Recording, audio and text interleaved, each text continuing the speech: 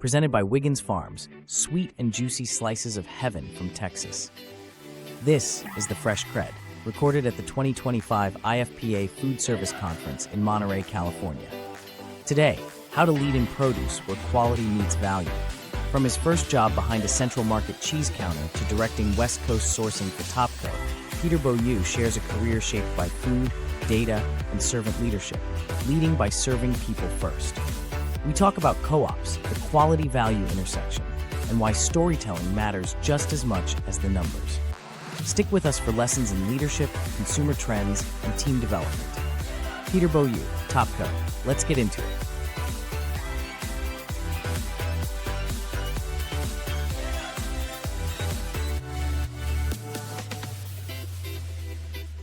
Welcome, folks. We are here at the Foodservice Conference. Thank you for joining the Fresh CrEd. We've just been joined by Mr. Peter Beaullieu. Hi. From Topco. Yes. Peter, thanks for being with us. Thanks for having me. We were talking here a little bit before we started recording, but obviously a beautiful day in Monterey. Always in Monterey. Great place to be in the summertime. Oh, yeah. Do you live, I know you've lived in Texas, but do you live in Texas now or do you live here in California? So when I took the position with Topco, I relocated out to the Central Valley. So I'm living in lovely Visalia, the bustling metropolis of. I know Visalia. Little bit more rural than Dallas, but it's nice being out in California for sure. Yeah, well, it's a little cooler here in Monterey than it is in the Central Valley. Absolutely. But still, having lived in Texas, yourself and myself living in Texas now, I could handle that heat all day long. So I drove up this week from SoCal, the back way through Tehachapi way, right? And then into Bakersfield for a meeting, and then Fresno, and then worked my way up. And there were a lot of folks sweating and hot, but for me it felt pretty nice. I mean, just how dry it is, I guess. The humidity in South Texas is oppressive. Exactly. No humidity and no mosquitoes, so I don't mind a little dry heat without those factors. California is besting Texas for sure. You're director of sourcing Yes. at Topco West Coast Yes. Produce, right? Right. How long's that been? About 11 months now. Oh, wow. So almost a year. And you've lived here the entire time, or just the move was? The move came about 3 months after I took the position. I needed time to get my house ready, get it on the market, and get it sold, which happened within 10 hours of listing, luckily. So that was easy. And that was in Dallas? In Dallas, yes. Yeah. Doesn't surprise me. I got really lucky and hit it right at the right time. Yeah. But you grew up where? I grew up in San Antonio, and after I took a job with Fresh Point, which is where my produce career started, I had to move to Austin for that, so still pretty close to home and close to my family. And I spent about 5 years in Austin, and after that, Fresh Point asked me to move to San Antonio. They put in a new facility there and wanted somebody from the Austin regime to keep an eye on things. Was there for a while, worked my way up, and ended up at Fresh Point Dallas for 7 or 8 years before I left to go to a different position, and I ended up as director of merchandising in Dallas. So, sort of how it went in a nutshell. A lot of moving around Texas. A little bit. But I like that I lived in almost every major Texas city. I wouldn't want to live in Houston, so I'm glad I didn't end up there. We just had that conversation in an earlier interview. It's tough. The mecca of humidity. It is tough. And, I don't know what the percentages are, but South Texas, the Rio Grande Valley, McAllen, I mean, it's subtropical. I joke that's where, when birds fly south for the winter, it's where they go, literally. We have parrots lining the power lines in the wintertime. So there's a birding center, a World Birding Center, huge place where people come from all over the world to observe birds if you're into that. Very cool. Which is pretty neat. I've never actually been. I probably should.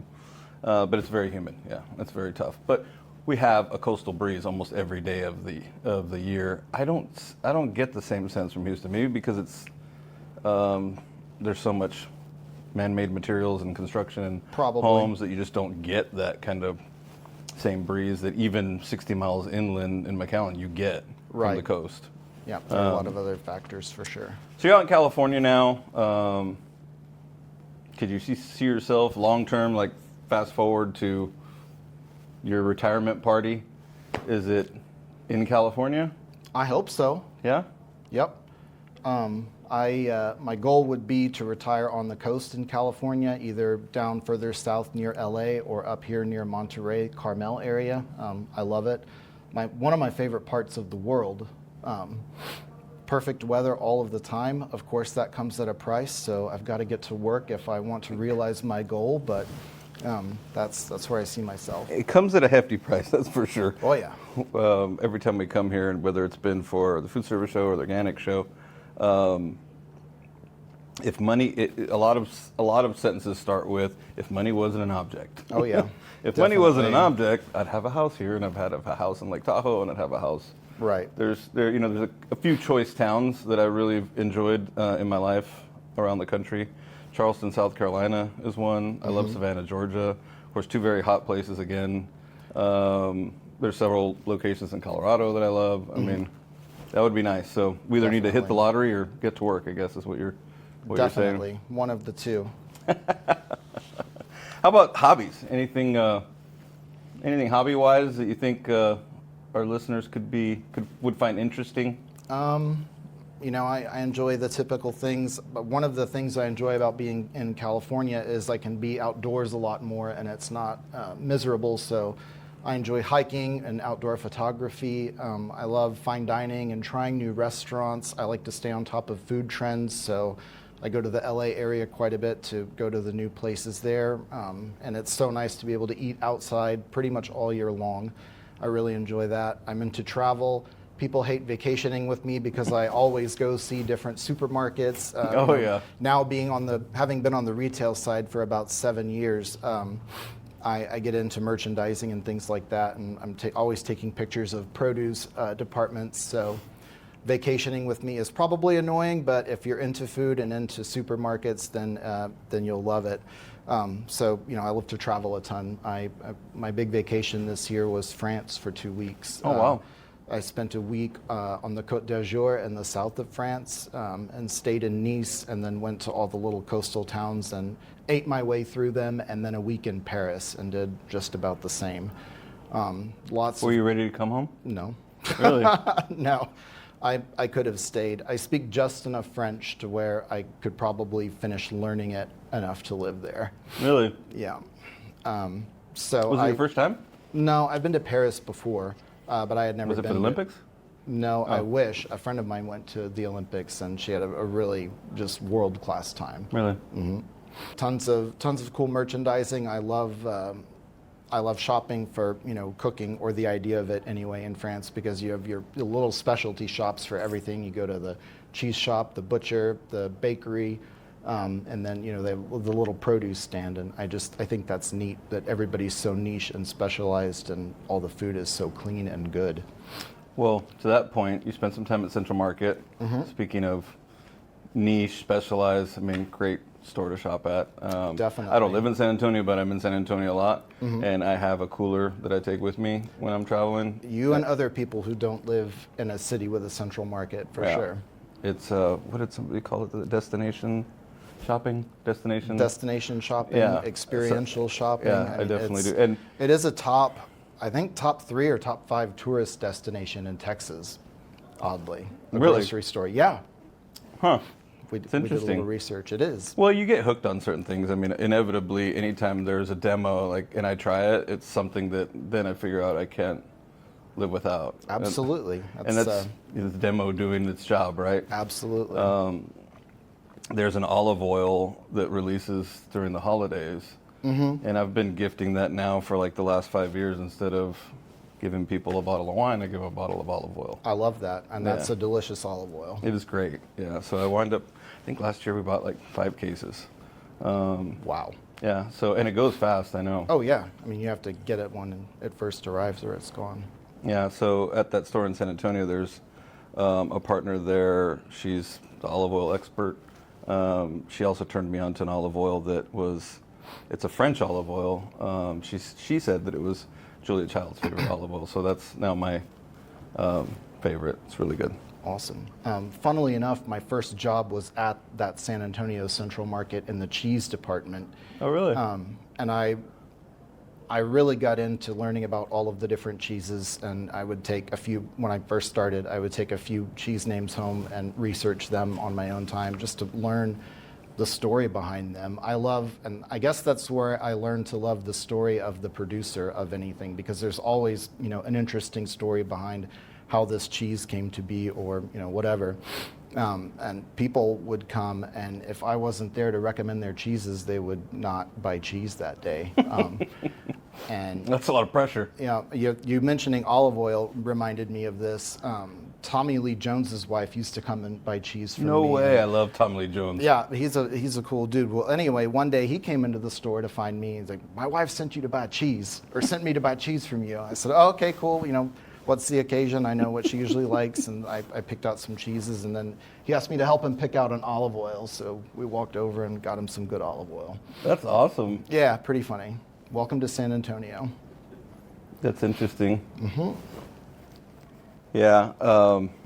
You never knew who you're going to run into, and you wouldn't think, to your point, you're just making me think, like I lived in Las Vegas, and of course, if you went to the airport, particularly pre-9/11, where you could literally go to the gate and wait for your party to show up, you would see a ton of different people. But San Antonio, I've had some pretty interesting run-ins as well. Yeah. Some good, some not so good. Austin, too. I mean, you never know who you'll see in Austin. Yeah. Well, I know who I would want to see, but I've never ran into him. All right. He would be a cool dude to run into. So that was your time in San Antonio.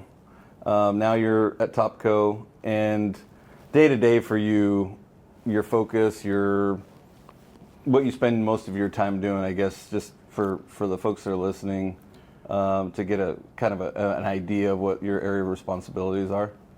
So essentially showing value for our membership, leveraging the volume of the membership. I really love the co-op concept, and working for a co-op is rewarding to me.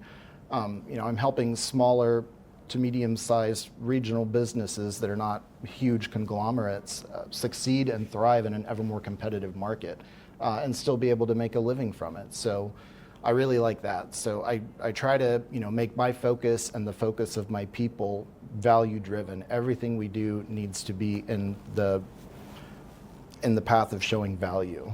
So and everybody sort of has a different, I call it the quality value intersection, where value and quality meet. I like that. I think so too, and it's important to make sure you hit that. And so we tailor make solutions for our members. We, I cannot talk today, please edit that out. We aggregate as much volume as we can into, the different buckets of spec within all of the items, but obviously the more we can leverage, the more value we can show. And that's fun. And this role, I'm really doing a lot more of what I love, which is people development. I love help growing people in their careers. I've had a lot of success with that in the past, and hope to have a lot more at Topco. We've already made a few moves in the office, and I think they're working out really well and are going to give some folks a lot of upward mobility. That's great to hear. It's interesting. I was having this conversation not too long ago with somebody, and we're talking about career paths and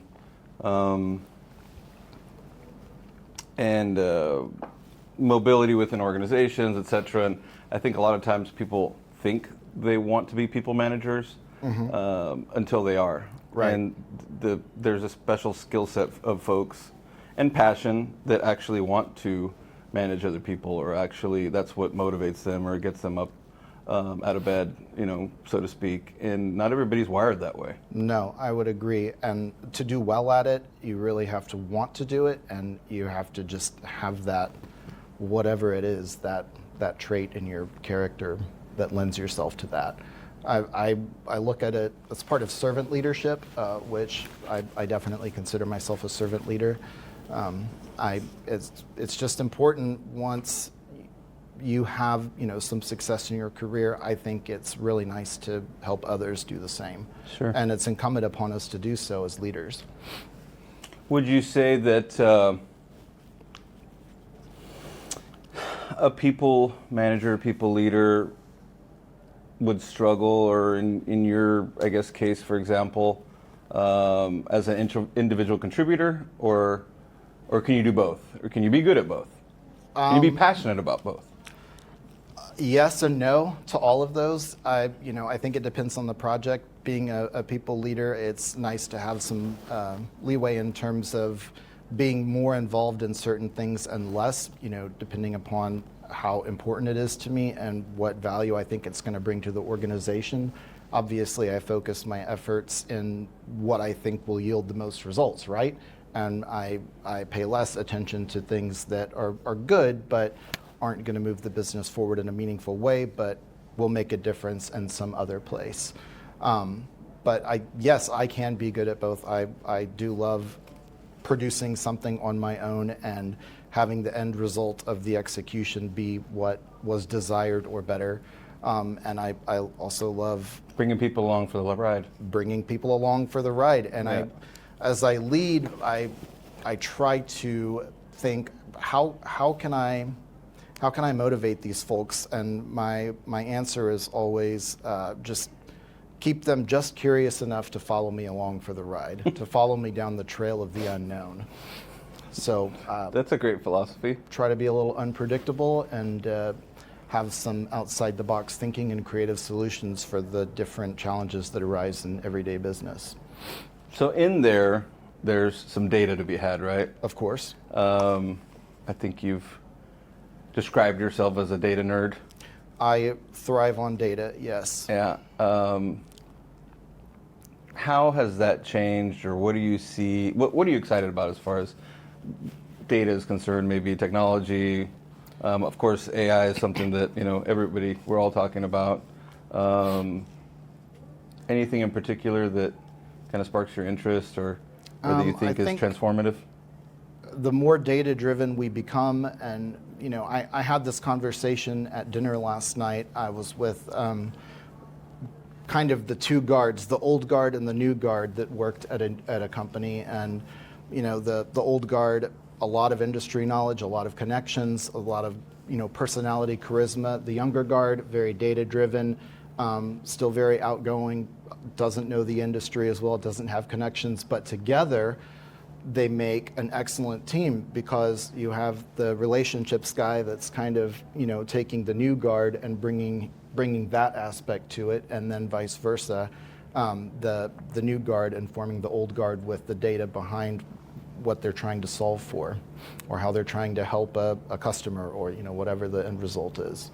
But data personal interest is not always as pragmatic as we would like to think it is, right? True. So for whatever reason, if you can't get beyond a certain selling point or a certain barrier or obstacle, I think if you're completely data driven, then there's no reason why you can figure that person would not take action, for example, when there are other components. There's the X factor, or the variable, or the unsolvable variable. Right. So that's interesting. That's an interesting perspective. I also think it's really important to make sure the data tells a story and not just throw a page of numbers up on a PowerPoint slide. Really, have the supporting data, but also make sure that you tell the story with it. Yeah, that's important too. Not everybody can do that. Right. A lot of folks can wrangle the numbers. Right. But telling the story, that's also an interesting, perspective. I early in my career, I did not distinguish the difference between finance and accounting. And working for a larger company for many years now, obviously I've learned long ago there's a big difference. Mm-hmm. And that's where finance comes in. Which Definitely. Is very, very interesting work. And why it's so easy to see that a lot of folks that carve a career path working for large financial institutions or auditing firms are able to fast track their organizations so well because they basically learn every aspect of the business, right, in one shot. Absolutely. And are able to shorten that learning curve and that time span that otherwise would take you jumping around from position to position before gathering all that knowledge. So Yeah, it definitely makes sense. For Kind sure. of like a reason why a lot of attorneys are in politics. Right. Being out here on the West Coast, I would say a huge driver of organic, locally sourced, those types of trends. Has that topped out, in your opinion, or is there still room for those categories? I think both. I think it has topped out, but I think that's because organizations that do the marketing of that and the selling of that have not done a very good job of telling the story.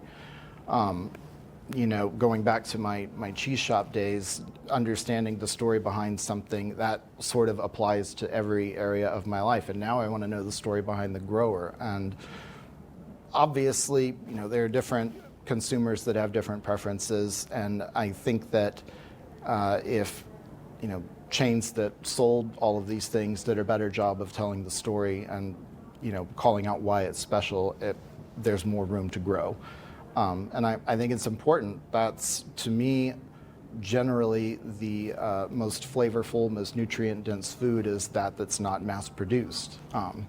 Not to say that commercially grown produce is not, but to get a homegrown tomato, there's just no comparison to going and grabbing a greenhouse tomato that's been gas ripened. So there's always going to be that consumer that wants that next level and Sure. is willing to pay for it and seek it out. But I think that if supermarkets don't call it out as special and unique and tell why it's special, attribute it, that has topped out. What about the perception of those special items being a luxury? In other words, as not a deterrent, but perhaps not helping the average consumer, perhaps, that has a more limited budget, assuming that item would be above the non-organic or non-specialty or non-locally grown. Do you think that those two are getting closer to intersecting? In other words, that might not be as big of a challenge as it once was? I mean, if I remember being a young parent, for example, like now, I've said it before, I'm pretty confident I can go to the grocery store and fill a basket and can pay for it. When my kids were young and we were first married, my wife and I remember tallying what I was putting in my basket in my head because I had a certain amount of money to spend, Sure. and that was it.